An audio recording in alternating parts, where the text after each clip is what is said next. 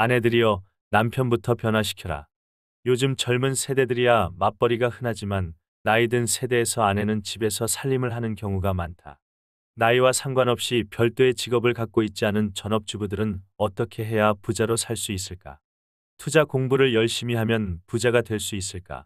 모든 것은 우선 남편에게 달려 있다. 제 아무리 학벌이나 직장이나 직업이 좋아도 남편이 술 좋아하고 친구들과 어울리기 좋아하며 책을 읽는 것과는 담을 쌓았고 텔레비전 앞에 있기를 즐기며 어쩌다 책을 읽어도 자신의 몸값을 올릴 수 있는 것과는 거리가 먼 내용이고 자기 생활과 시간을 스스로 통제하지 못하며 카드빚도 발생하는 상황이지만 남편 역시 부자로 살게 되기를 꿈꾸는 사람이라면 내가 해줄 수 있는 말은 단 하나이다.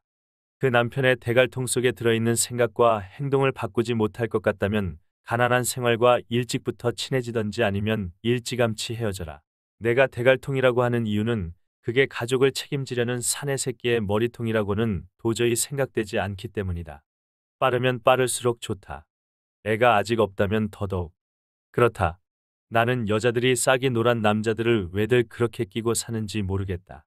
나는 내 딸들이 나중에 그런 남자를 만났음에도 불구하고 이른바 그놈의 정 때문에 헤어지지 못한다면 깍두기들 조폭을 시켜서라도 그 남자 녀석을 사라지게 만들어야 하지 않을까 하는 상상도 할 정도이다.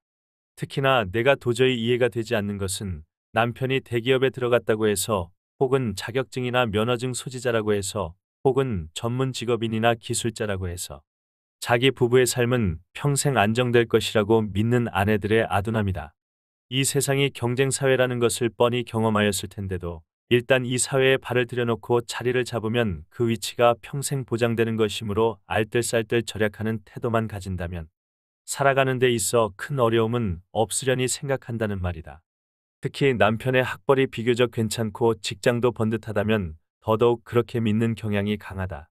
자기계발이라는 것은 학벌이 신통치 않은 남편들이나 하는 것이고 내 남편은 학벌도 나쁘지 않고 직장도 좋으므로 별 걱정 없다고 생각하는 것이다. 원 세상에나 자기 남편 주위에 있는 경쟁자들이 모두 비슷한 사람들이라는 것을 좀 알아라.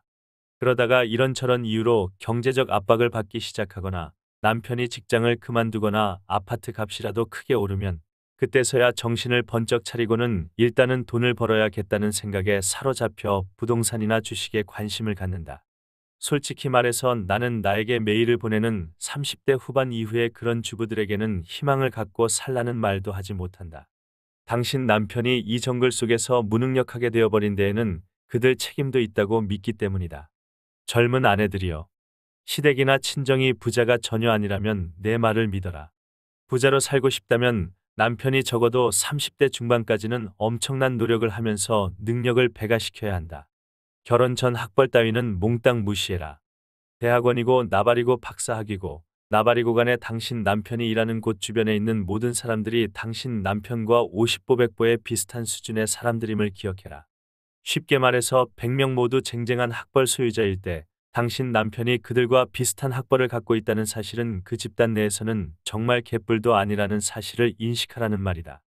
게임은 학교를 마치고 나서부터 혹은 자격증이나 면허증을 획득하고 나서부터 시작되는 것이다. 왜 이 사실을 모른다는 말인가? 하지만 아내로서 당신이 잘 살고 싶어 하면서도 일에 미치고 자기 개발에 몰두하는 남편에게 그렇게 일이 좋으면 왜 나랑 결혼했어? 우리 기쁜 젊은 날이라는데 이 아까운 시간, 사랑할 시간도 없이 그렇게 노력해서 성공하면 뭐가 기쁘겠어? 나한테도 좀 관심을 좀 가져줘. 라고 계속 툴툴거리는 타입이라면 당신은 남편에게 2마리 토끼를 잡아야 한다고 외치는 셈이라는 사실을 기억하라. 나는 신혼 부부들에게 이런 충고를 하곤 했다. 남자는 30대 중반까지는 능력을 배가시켜야 한다.